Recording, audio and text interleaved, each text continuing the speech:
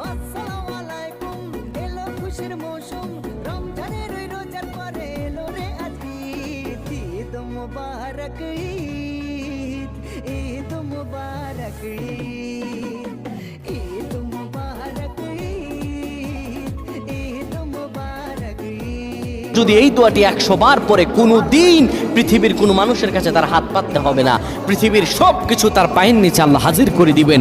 দারিদ্রতা থেকে